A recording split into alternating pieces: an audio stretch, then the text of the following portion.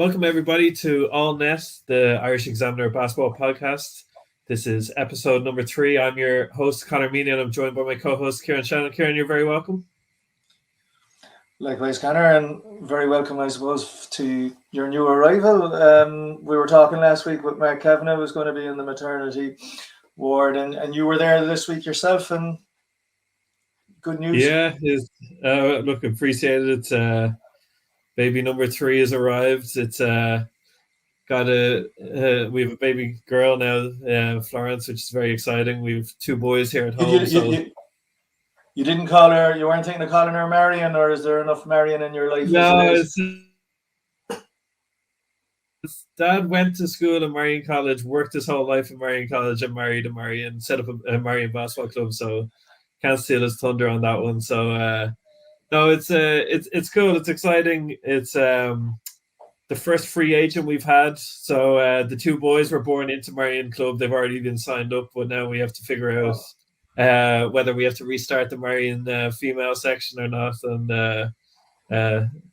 yeah, so we have to figure that out over the next year. Are the 2 boys hooping already? Are they? No, not at all. No, one of those ones that look, whatever they pick up will be great. They do a bit of Arthur, our oldest, is down in Clontarf GAA, and that's about the extent of it. So Asher, we'll see where they go, but it's good. It's exciting and all healthy and everything you could ask for in the lead up to Christmas. Right. Really.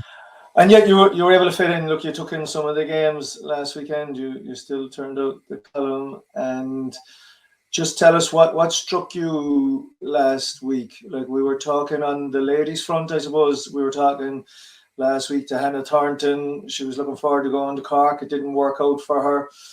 I suppose that was the big one. What struck you about watching that one?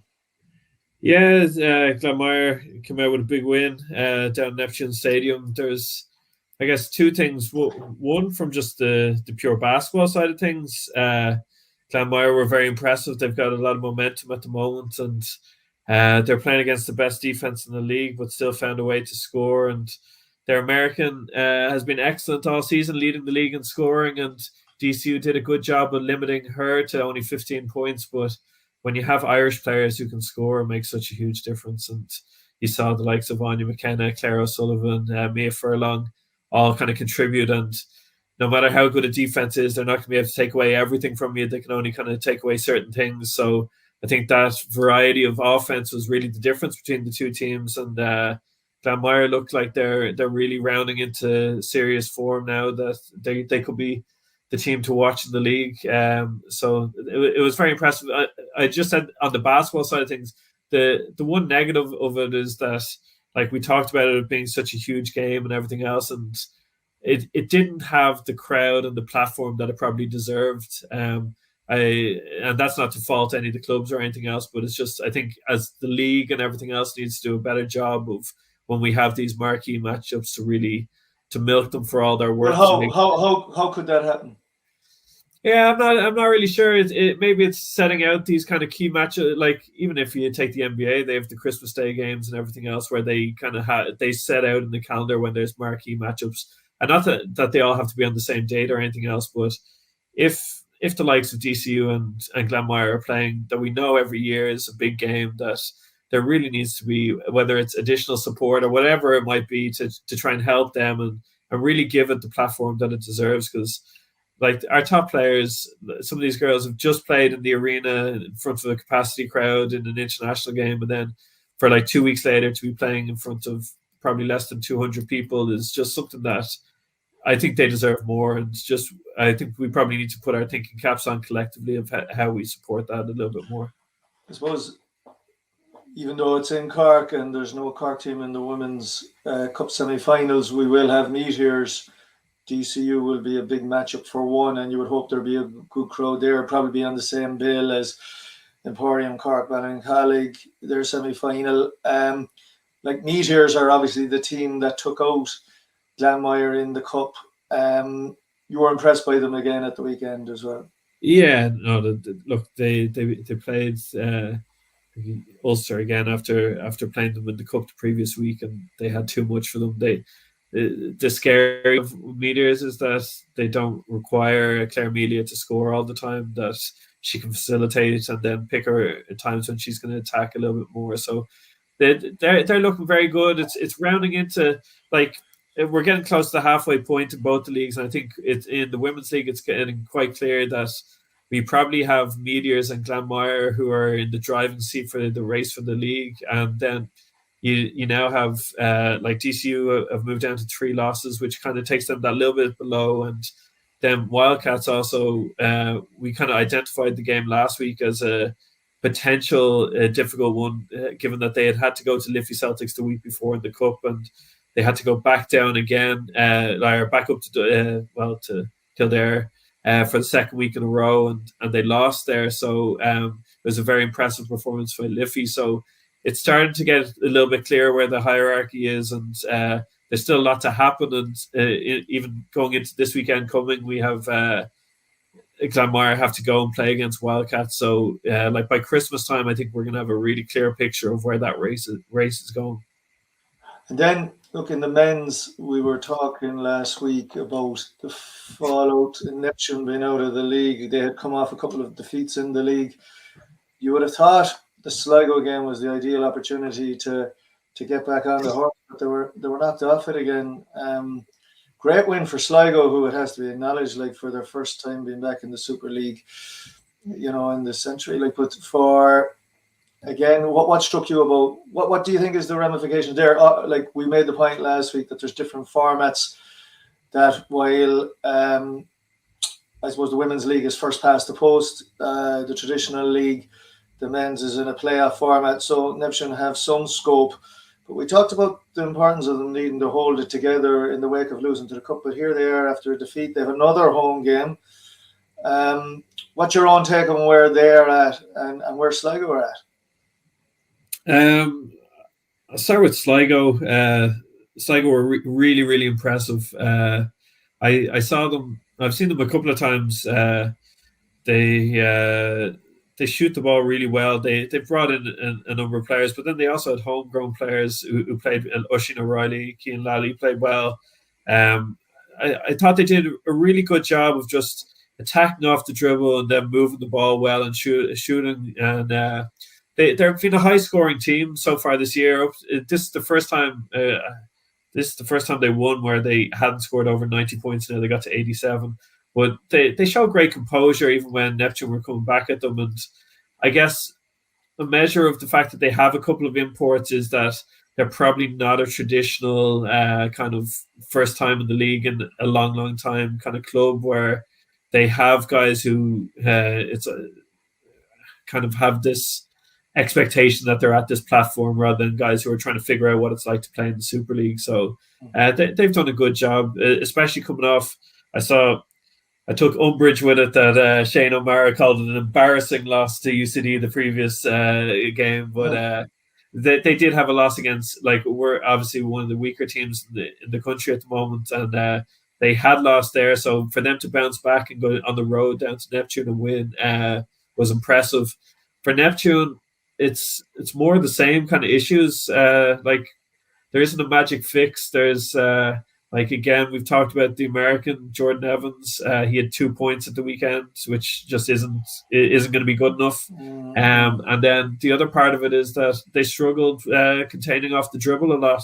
Mark Reynolds, when he's on the pod, I highlighted that as an issue, and we saw more of that again. So the positive for Neptune was, like, I was watching the way the stream is, the camera was just over the corner of their team bench, so you end up watching a lot of the bench reactions and the different things just to see how guys are kind of watching it all. And they were up on their feet for, like, a lot of different plays, trying to encourage people. Like, there was a lot of they were showing the hunger and the care for it to be there. It's just the discipline to do the things that were necessary just weren't there. And I don't think, as I said, I think I wrote about it, like, it's not panic stations. The nature of the playoffs with 4 teams in each conference going through, like, like, Neptune are going to be in the playoffs. I don't think they're gonna fall out of it that far.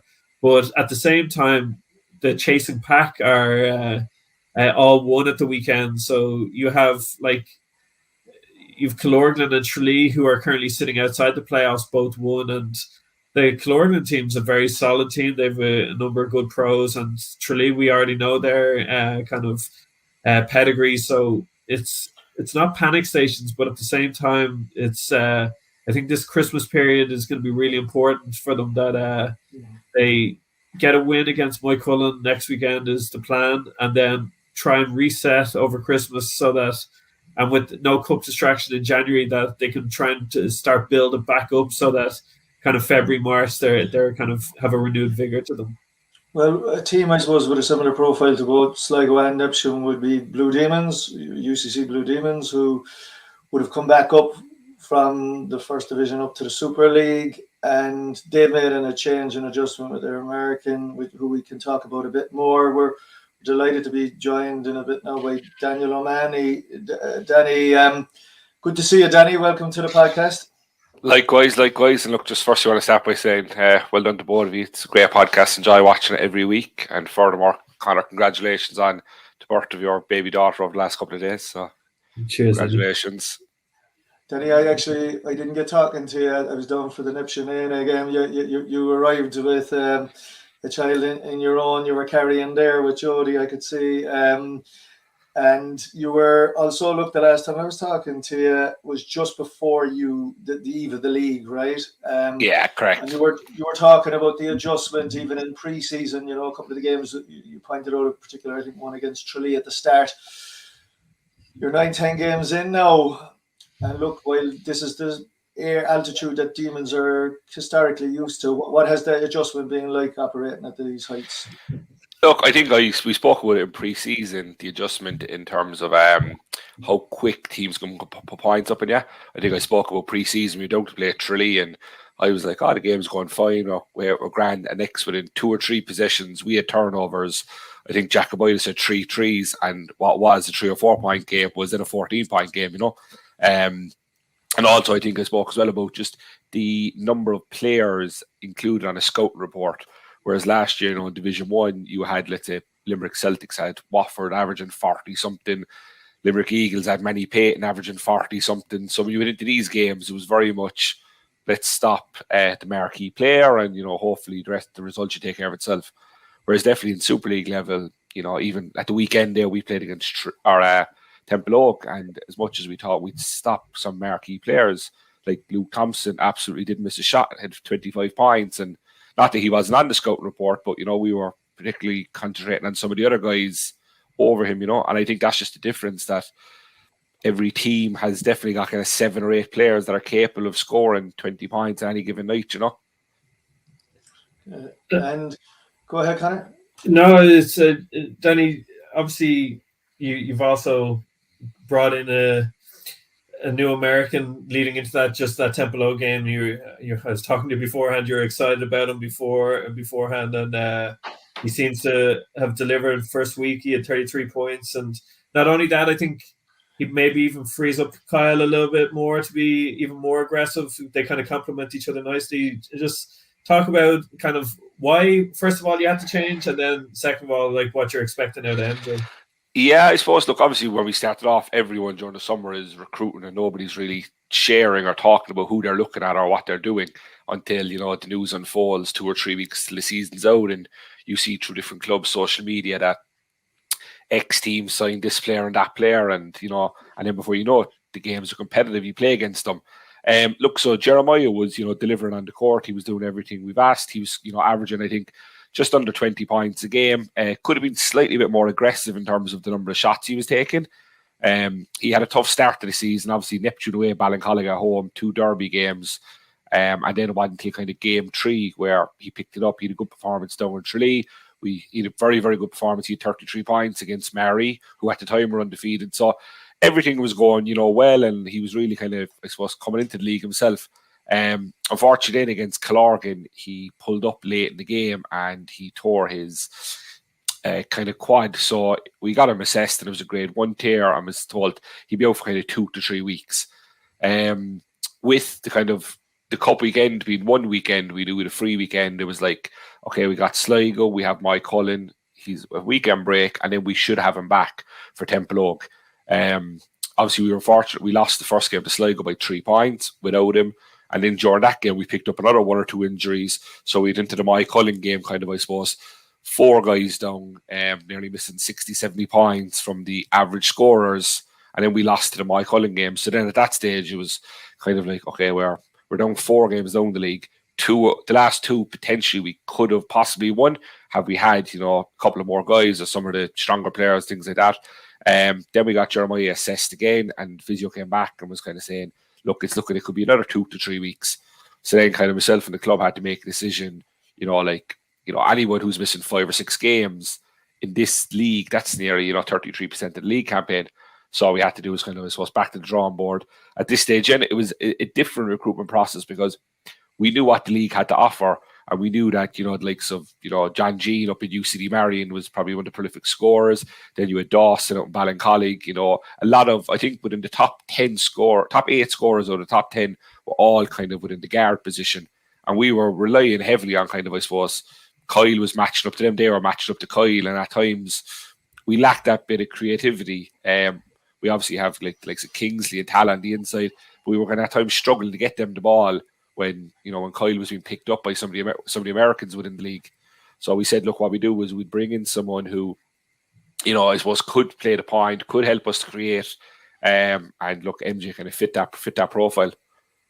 It's like Daniel, it's obviously you're steeped in the history of Blue Demons, your family are steeped in it, and just interesting just how, so you're very familiar of the great history of particularly your own club, and I've always found it fascinating, let's say, it's just how the sport has evolved, but you would have historically had the best Americans were not in the backcourt. I remember at the turn of the century picking the top 30 Americans ever to come here. Yeah.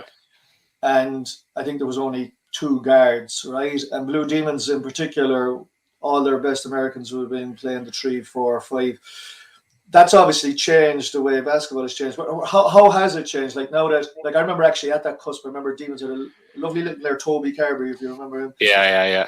But again, would have the time been, I wouldn't have picked him, would have been the consensus by people that, you had great guards like Shane was coming on stream at the time, etc. But what is it now? Because if you look at it, you take even Tralee, the league they won with Calixte, was a huge player last year. And as you said, the top scorers at the moment in the country are Americans who are playing the 1 or 2. Why is it? How has that evolved? Why is it that now you're looking for a guard and that's where the best Americans tend to be recruited for? I think we're kind of changing in terms of even the way the offense is going. A lot of teams are generally kind of playing with a bit of an open post. They're liking to use kind of a pick and roll offense, spread the floor. A lot of the Irish guys are kind of more confident shooting the basketball now. So, you look at Tralee last year, obviously they had Nico and Clixty, and obviously kind of run the pick and roll. The other 3 guys were spotting up, and they ended up winning the league and the cup. When we were recruiting at the start, we were kind of looking at the Super League, and obviously Neptune and Tralee last year with, in my opinion, you had Neil Sabata and then Nico Rosa from Tralee. So obviously we went with a big in Kingsley, our big player he's from Manchester, and then kind of obviously we recruited away. And when we looked now, and with Jeremiah's injury, it was all right, we need to get Kingsley more involved in the offense. So rather than putting everything kind of on Kyle, let's try and bring in a bit of support function for Kyle, but also somebody who can do a bit more creation and get Kingsley more involved. And that was mainly it. It's kind of keeping up, I suppose, with what everybody else is doing, just to make you're not short-handed against anybody.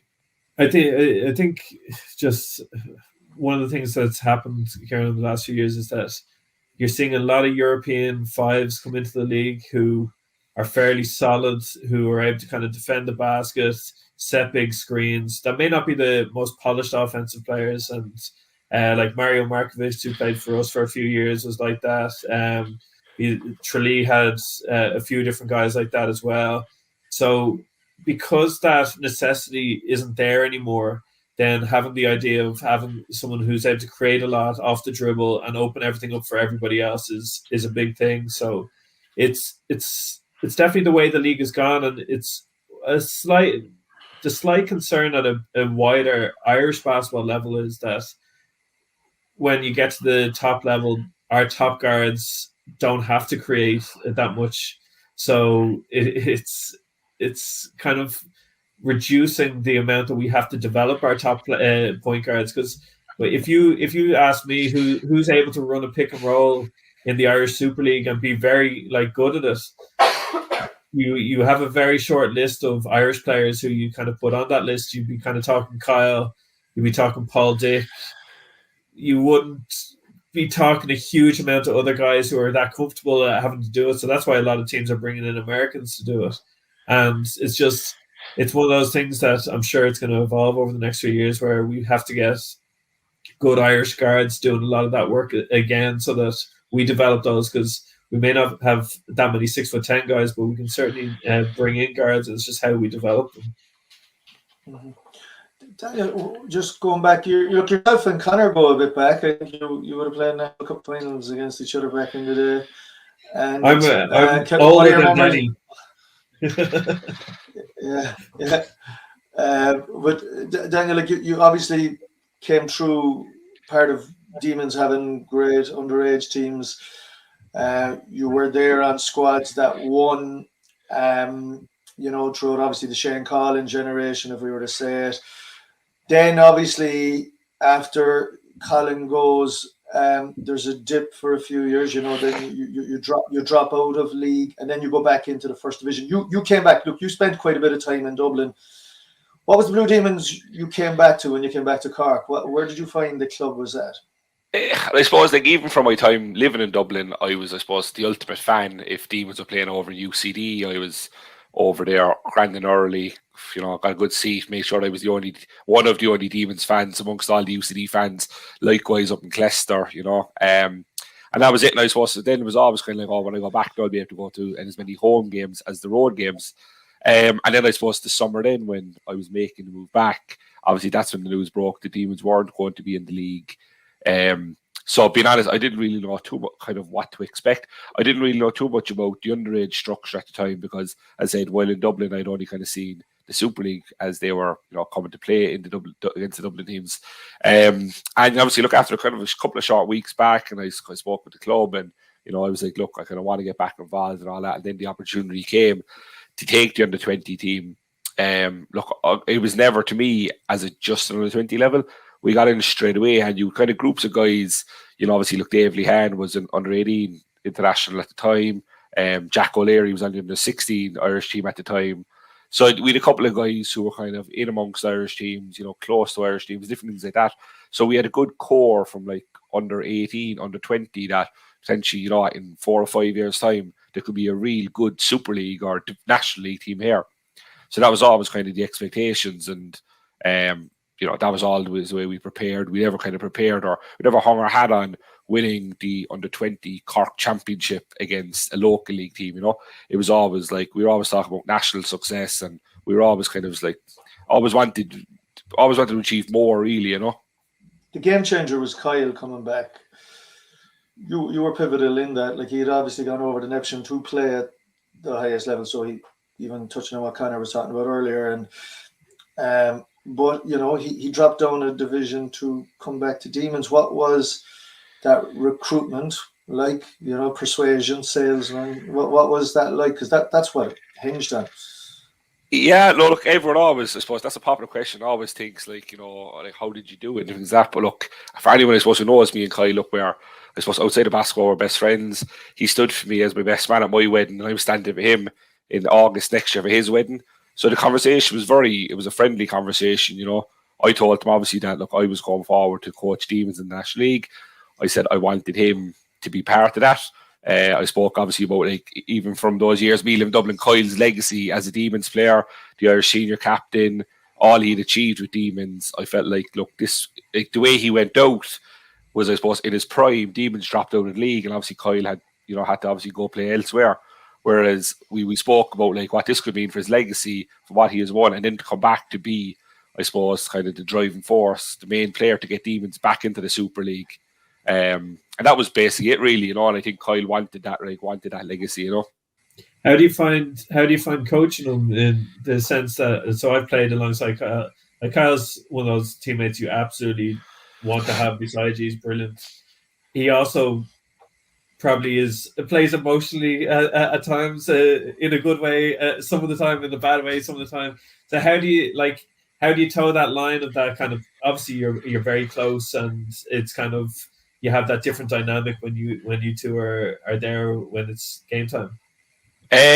Yeah, look, I suppose like when I always sat out, like I even sat in with the team, because we had a mix of like, so I suppose like Carlton, Kyle, kind of Ryan Murphy, I suppose they call him the elder statesmen, the guys who are kind of 30 plus, or Ryan is close to 30, and then the rest of the team were all like 20, 21. Do you know, like I always kind of had said to, I suppose, Kyle and Cuff in terms of, I will take your feedback on board 100%. You know, at the end of the day, both of you guys have played at a high level for a number of time. In particular, obviously, Kyle with the Irish team and things like that. But what we need to make sure is just amongst the rest of the group that they all know, I suppose, who the coach is, you know. So at times, like me and the guys would have had debriefs after trainings or after games. I would have always taken the feedback on board and things like that. So it was very open communication, I suppose. Me going in to coach Demons, I wanted the best. So I wasn't going to go in with the mentality of, this is my way and we're doing it my way, you know. I was very much open to change, to improve my own coaching skills, to learn from, I suppose, again, as you mentioned, having a player like Kyle on the team, you know. So I suppose that we opened that form of communication. It worked well. Obviously, look, there was times where he thought one thing and I thought another thing, you know. And we always kind of, we went with whatever, and look, so far so good anyway, you know.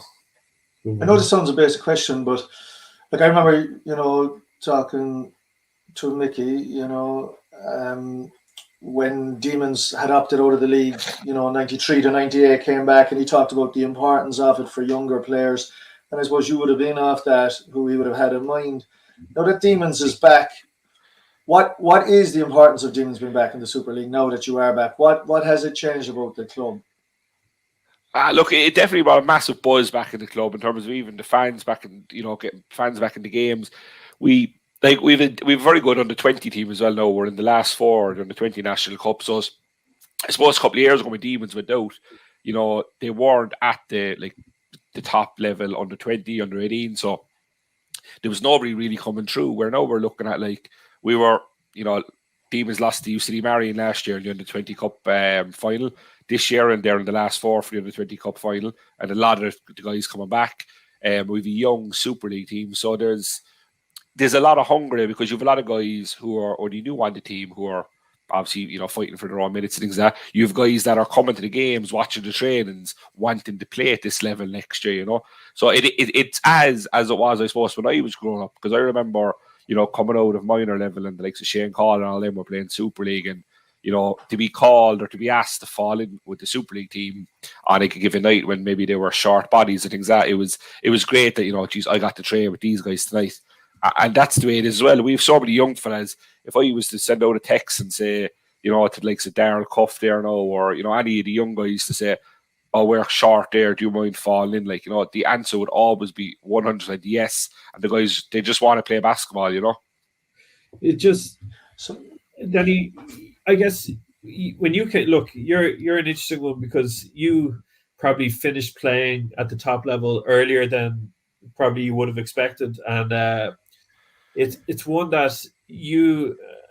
I'm not sure if that was because of limited opportunities, as that Demons team were really successful, and it's hard to keep kind of that slog going when you're not getting rewarded with opportunities in that same space. And just over the next couple of years, with you kind of on the sideline now, if Demons follow the trajectory that you're hoping, and Demons get back up to competing for kind of league and cup titles, how do you keep the modern day Danny O'Mahony kind of interested in staying involved, and so that these young lads don't just see that there's an opportunity to eventually get to Super League, but that they're actually part of it, so that in the next couple of years, like I think a lot of Super League teams, is that old guys win trophies, and when the old guys are doing it, that it's almost forgotten about for a little while, the underage players, and then it's almost cyclical where you have to restart like you guys are doing. So how over the next couple of years you're going to be able to keep progressing towards the end goal, but then also keeping kind of the approach that you have at the moment? I suppose, look, it's easier played out on paper as it is coaching on the sideline, and always kind of when we try to mark out these things, you try and find the right balance of, you know, the experienced players with the young players. You know, like I'm always like we always go quite deep into our lineups on any given day. You know, we don't kind of run with 5 and 6 players multiple times. There's always 10, 11 players that get an opportunity to play. You know, obviously, like so Kyle, Carlton, these fellas, okay, obviously, there's not a whole lot of years left in them, as much as I'd love them guys to keep going. But what we try to do is make sure that the younger guys, like obviously at the moment, you've like James Hannigan has kind of been on the starting 5 for majority of the time.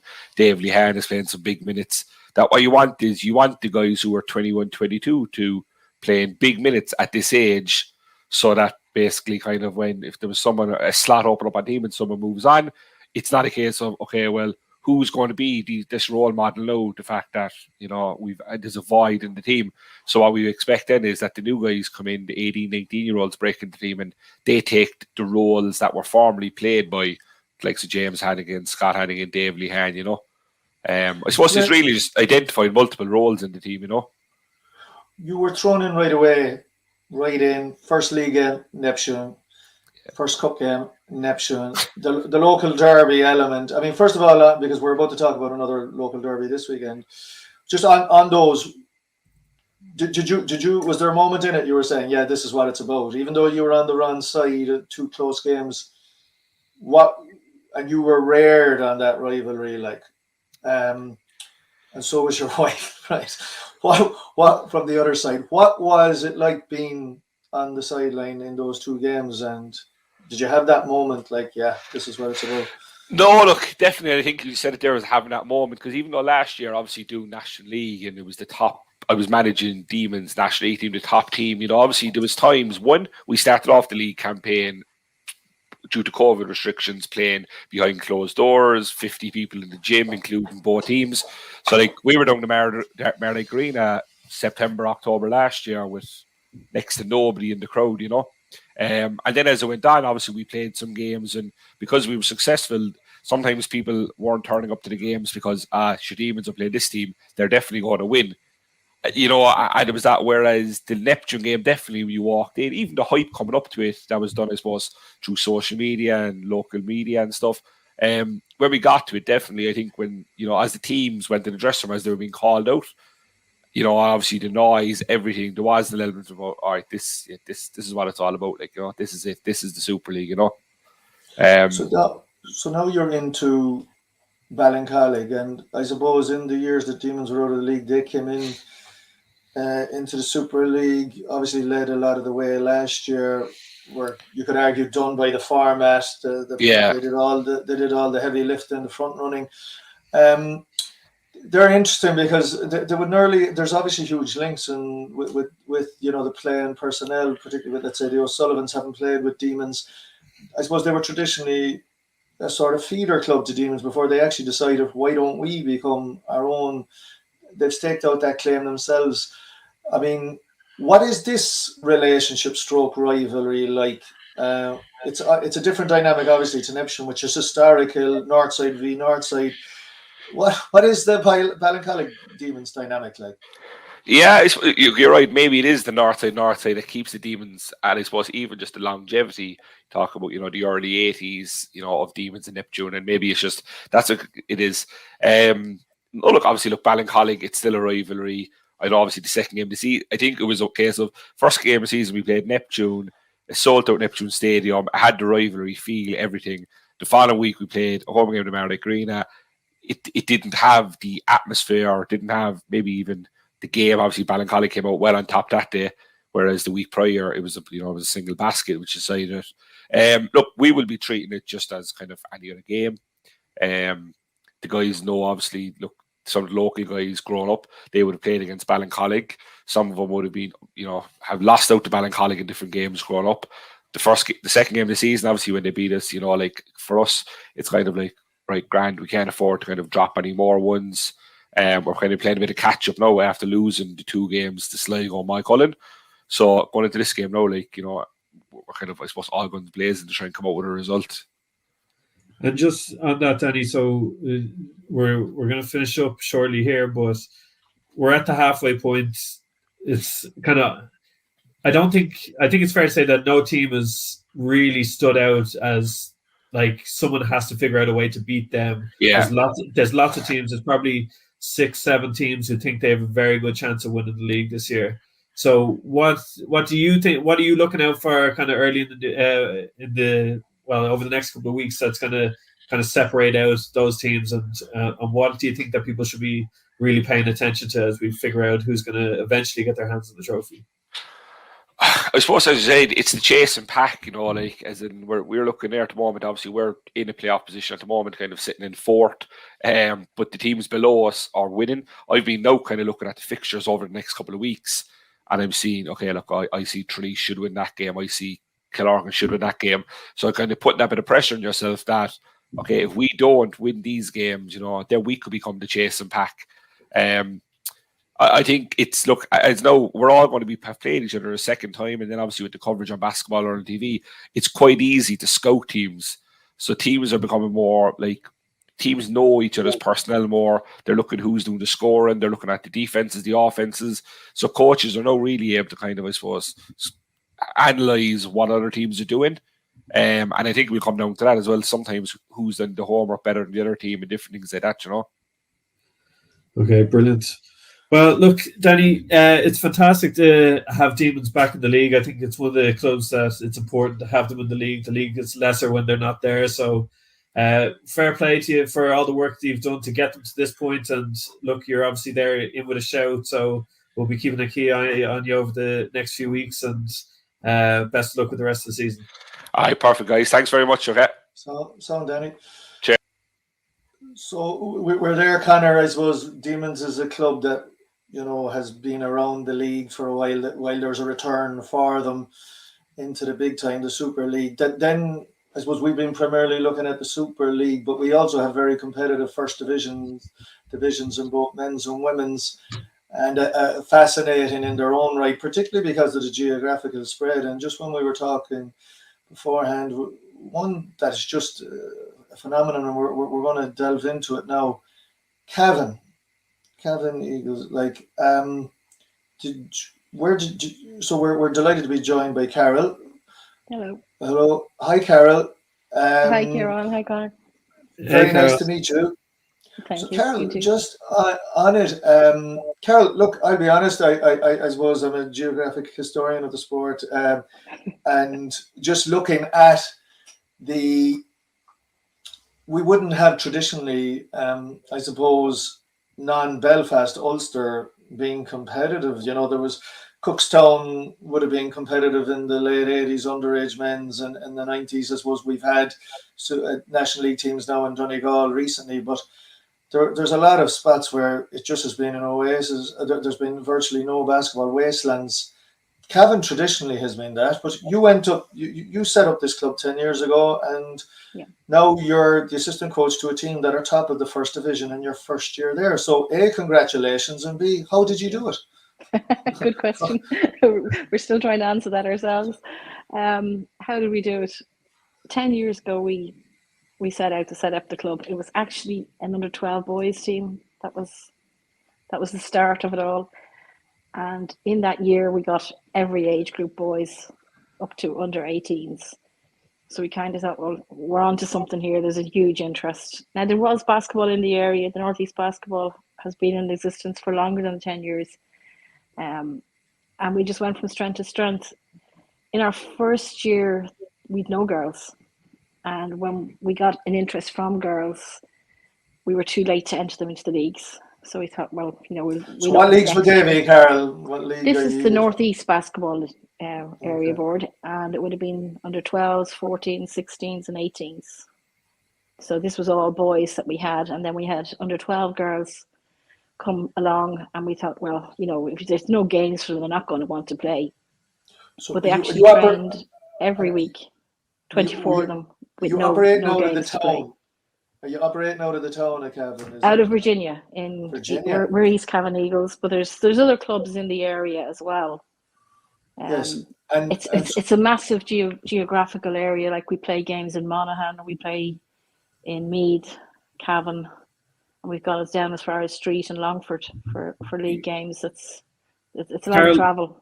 Let's just rewind for 1 second. So it's Carol Verschoyle for anyone who doesn't know. So Carol, you and your family have been involved in basketball for a long time. You've got two boys who one is playing Super League at the moment for Vincent's Jake, and Dara also played kind of for Thunder and for Denny Notre Dame for a number of years. Yeah. How did you get involved in basketball, and kind of what made you suddenly the Pied Piper of basketball up in Virginia for the East Cavan Eagles?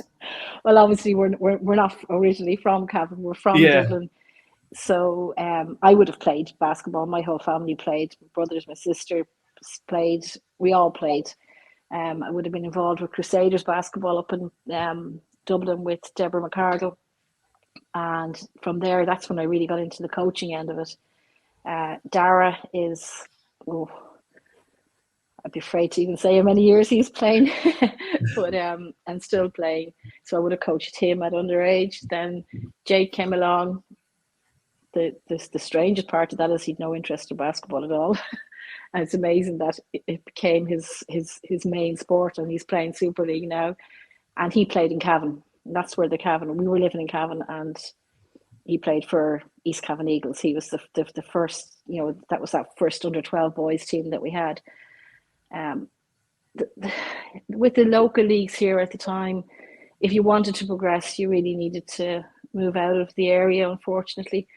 And that's what he did. That's how he ended up going up to Dublin, back up to Vincent's, where Dara had been.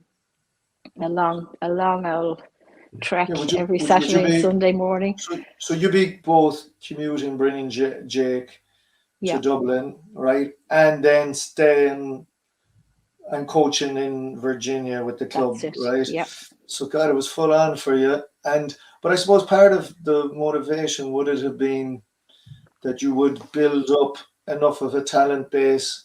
Like even here, I'm living and coaching in Clare, Carol, and I suppose the natural gravitational pull for players who are just a little bit beyond is to gravitate possibly towards Limerick. And I suppose one of the challenges will be that you'd be looking for a pathway that more of them remain possibly in a Clare, the way you have created a Cavan. So, but that's hard to do, but you've been able to do it. Like we were talking about the under 12s. How did you create nearly a critical mass that you're now able to create a National League team? It was, to be honest with you, it was full on. There were four of us, myself, my husband, and Laura and Porrick McAvoy. We set the club up, and we set it up with just the four of us. So all four of us were out every night of the week coaching, and every weekend then it was just games from early Saturday morning, and you fell home on Sunday evening, having coached non-stop. You could have 5 games in a day, and then it just went from there. We got, as you realised, when we need more people involved here, we have to get help. And we got help in, and the community has been fantastic in their support. Because traditionally Cavan would be, like, obviously it's legendary, historically for how good it was at Gaelic football, particularly in the 30s and 40s, but obviously they won again in 2020. But like, how receptive did you find Cavan towards basketball and like getting you were steeped in it, you said, but there's people who you did get help from that probably knew very little. That the first experience they had to basketball was because their kids were willing to try it out. So yeah. To be honest with you, we brought a lot to the area. Danny there, who you were talking to, he came up with potentials and ran camps, Ken Black's camps. We brought them. Thunder came up. That's how our association with Dave is there. And they introduced, I suppose, a higher level of basketball. They played some exhibition games for us up in the college, and it kind of got people interested. We got busloads of kids, and we brought them to games up in Dublin over the years, bringing them to Super League games, showing them really what it was like. You're always, I think, once you're in a rural area, you're going to compete with the same pool of children play all the sports.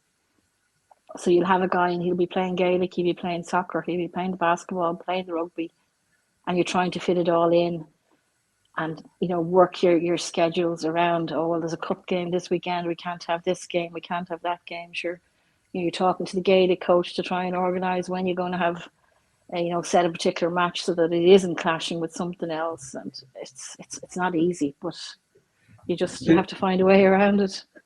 And Carol, I remember talking to Dara Gaffney. So Dara would have been involved with Marion for a few years, and he's kind of up that neck of the woods. a couple of years ago, he was kind of talking about this idea that a National League team was potentially coming. When did the idea that you would actually go to National League ever kind of come about, or was it always on the radar for you that you'd love to get to this stage? It would always have been an ambition. Yeah, it was always there that we wanted to do it.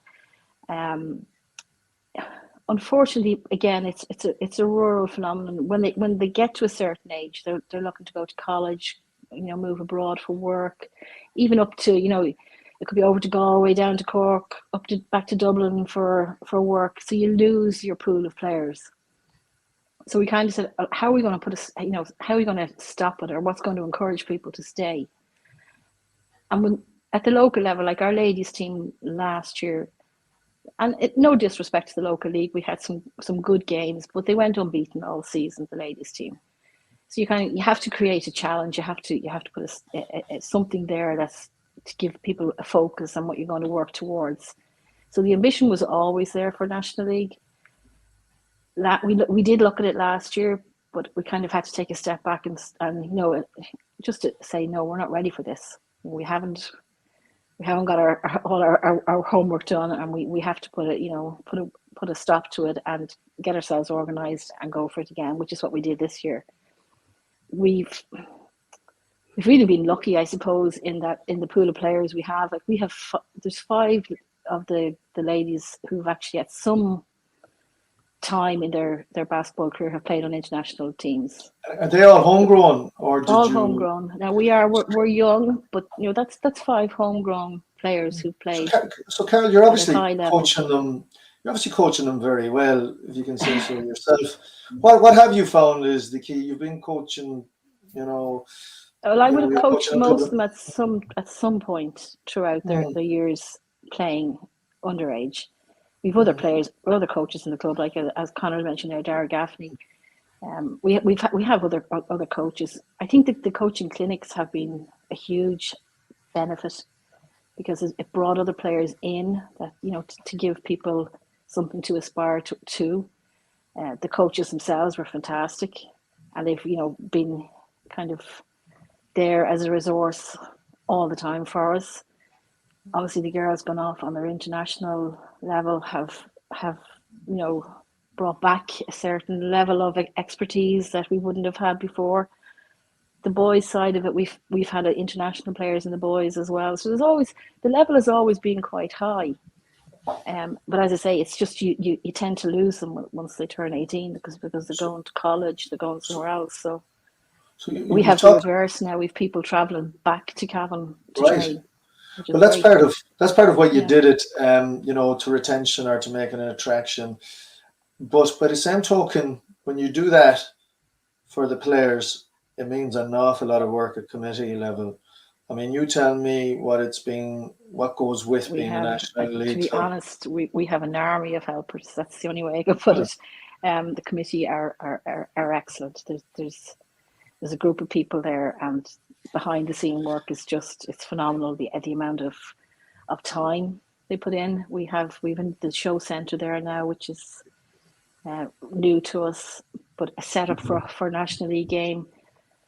There's an army of chairs brought in from the school. They're all set up. The court is swept. The doors are manned. The hospitality is there for the visiting teams. It's just, and that all has to be put back away at the end of the game as well. I think, so it's a huge effort goes into it. Carol, I think so. People who aren't familiar with when we say the show centre, just the scale of what has been achieved up there is it's one of the, like, I have to say, from my time within Basketball Ireland, it's definitely one of the most progressive clubs in terms of what they're trying to do, but then also the way they went about actually trying to achieve what they've done in the show centre is unbelievable. So for people who don't know it, the show centre is kind of a multi-purpose event centre that's not used for the majority of the year. It's and it was available to East Cavan Eagles. And one of the key things that enabled the development to happen was that we're talking about the kind of downsides of kind of trying to develop a club within rural Ireland, but the other side of that is that leader funding through the EU is for kind of developing rural areas. And one of the things that it allowed was the floor and different things were brought in. Carol, isn't that right? And it's I think people should go on to Basketball Ireland TV, those who have access to it, and just see the setup, because it's as good a setup as you're going to find. It's better than the majority of Super League teams. It is something to kind of behold. Yeah, what you'd really like to see is that area before the floor goes in. The floor is a removable floor. The show centre is actually an agricultural show centre. So 2 weeks before our first National League game was the Virginia show, which is one of the biggest agricultural shows in the country. Like, there were cows and sheep on exhibition in that hall prior to that. Again, an army of people came in to put the floor down. It takes a huge amount of work. It's, as I say, it's removable. We had to get the rings in. We had hoped to get, just the portable ones that you could roll out, but the floor it wasn't suitable. So we ended up having to get rings custom made that would come down from the ceiling. And I know there's plenty of places have rings that come down from the ceiling, but with the shutters to allow the cattle in and out, you couldn't just have normal rings that would come down. So there was a whole set of problems evolved around that had to be solved. It's incredible, and the facilities are excellent. We can get so many people. We had Virginia College, which was the local school. They've always, through all our years, been fantastic to us. And we still train there. We play games there, but we just couldn't have got the people in that were getting into this.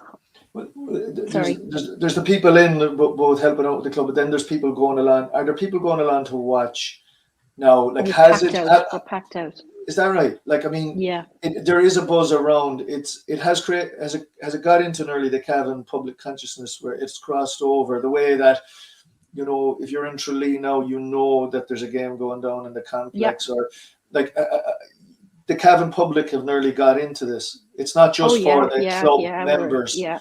I mean, we are East Cavan Eagles as a club.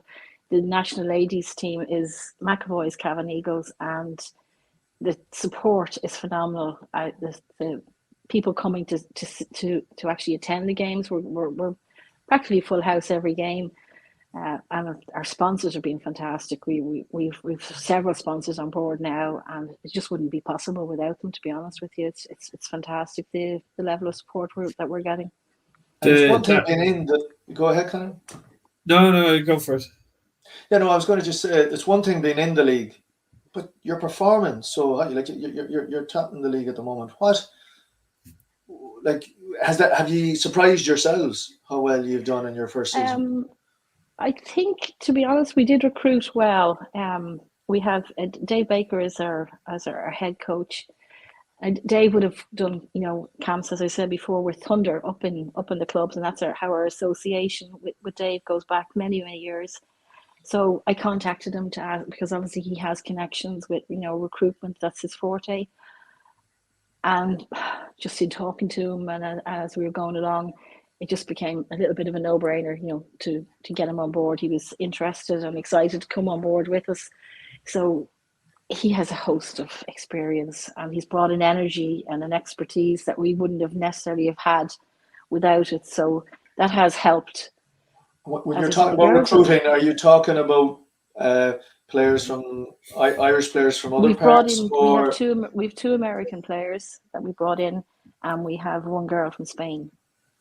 And then the rest are all homegrown, are all, bar one, have all played all their basketball with the club. Okay. One girl came from Dunshaughlin, but other than that, everybody has come up through the ranks. And Carol, just that first game of the season was a home game against Carlow. Just that's right, yeah.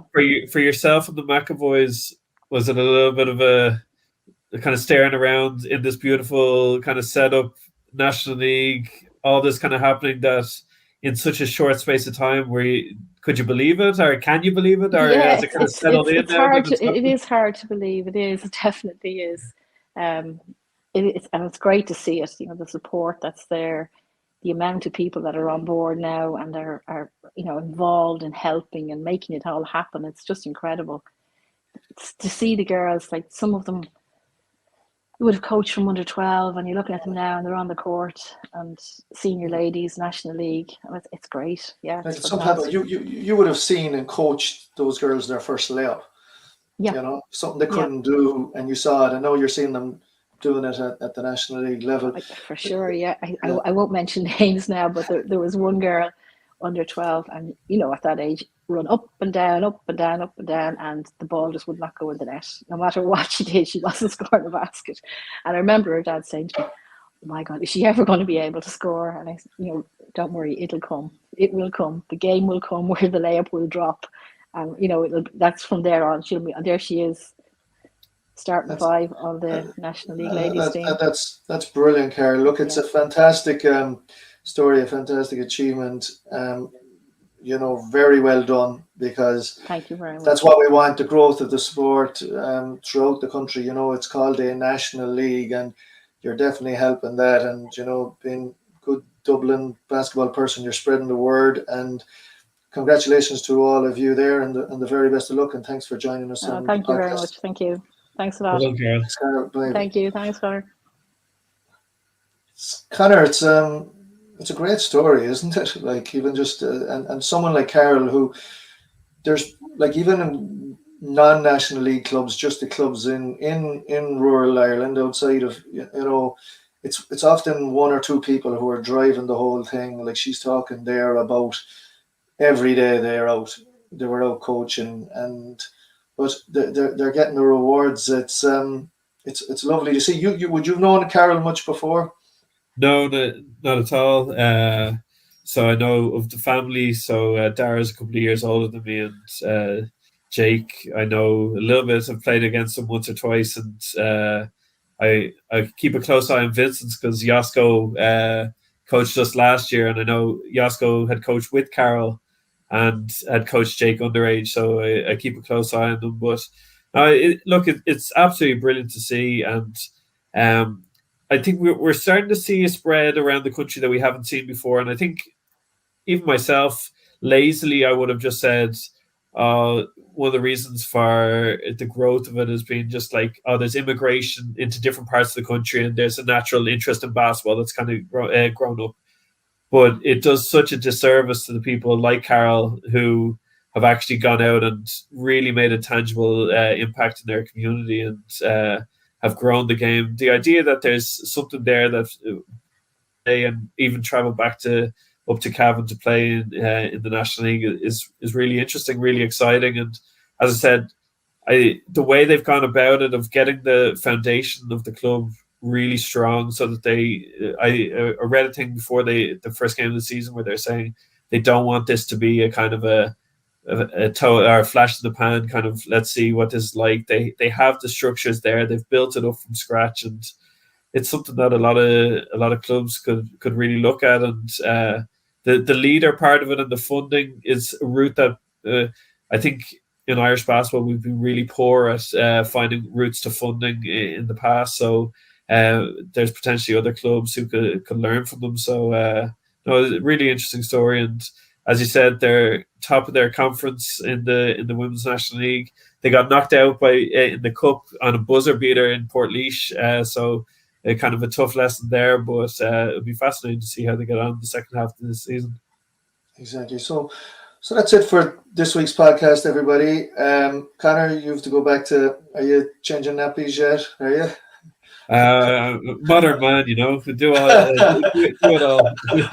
All right, brilliant. Well, all the best in that, and all the best to the teams that are out. And look, we'll be back this time next week.